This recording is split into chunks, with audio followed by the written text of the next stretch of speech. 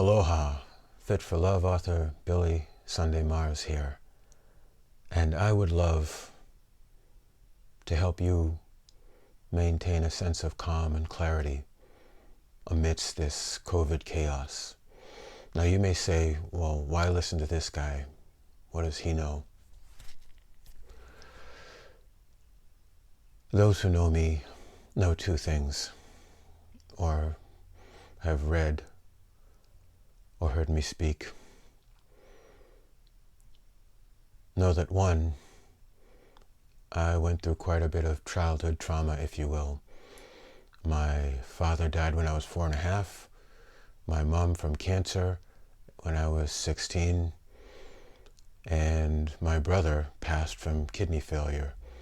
He actually drank through 2 kidney transplants, so I've spent way too much time in hospitals and way too much time in funerals.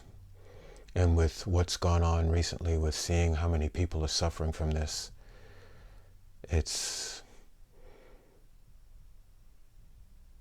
not possible to just sit by and watch without helping people learn what I learned from the second part of that. While performing over in China and Japan, I was fortunate to spend time with monks who helped me beat a 15-year plus bulimia habit. You could say habit, addiction. It was an addiction. And it was me doing what I thought would help me remain calm in difficult situations. Of course, it was detrimental, it was dangerous, and I'm lucky to be here to help you right now, if you'll allow me to.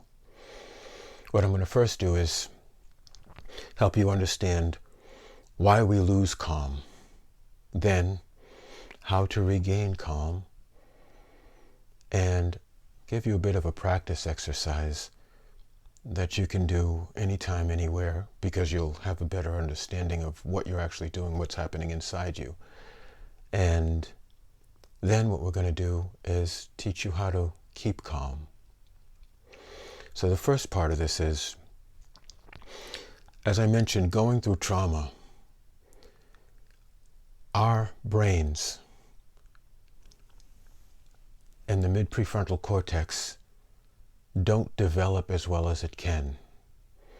And if you've been through attachment trauma as a child, not having good parenting, or having an abusive situation, witnessing an abusive situation, that causes your situation to be much more difficult as an adult, unless you get help. And I would recommend for those who think they may need help to go ahead and get it. That is courageous for not only you, but the people around you. So this mid-prefrontal cortex, what happens there is this allows you to respond rather than react. You're able to respond, you're able to reframe a situation, to relabel it, to refocus, and actually over the course of time, you can actually rewire how your brain sees situations and change your unconscious responses or unconscious reactions to a more positive response.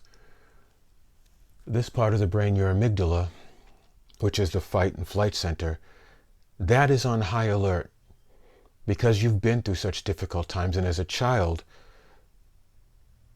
you're not big enough to take care of yourself. You think, how do I get out of this situation? Well, later on as an adult, how you get out of that turns out to be alcohol. It turns out to be drugs. For me, it turned out to be bulimia. And there's a lot of people right now who can't go to AA meetings. There's a lot of people right now who can't go to Overeaters Anonymous meetings. There's a lot of people who can't seek help and maybe can't be in the presence except for telehealth, which is a good idea. But what we want you to know is that you're not broken. There are reasons why this happens to you. There are reasons why calm is difficult. And when you perceive something or hear something, when you sense something, before this part of the brain can reassess what's happening, this part of the brain is already telling you to get out and escape. And it is powerful It is powerful. It's got millions of years of practice telling you to run. And again, what we want to help you do is not run to the bottle, not run to anger, not run to pills, not run to hurting yourself, doing self-harm. So in the next part of this, the next video, that's what we're going to look at. So again, this part of the brain, for a lot of us who've been through trauma, may be underdeveloped.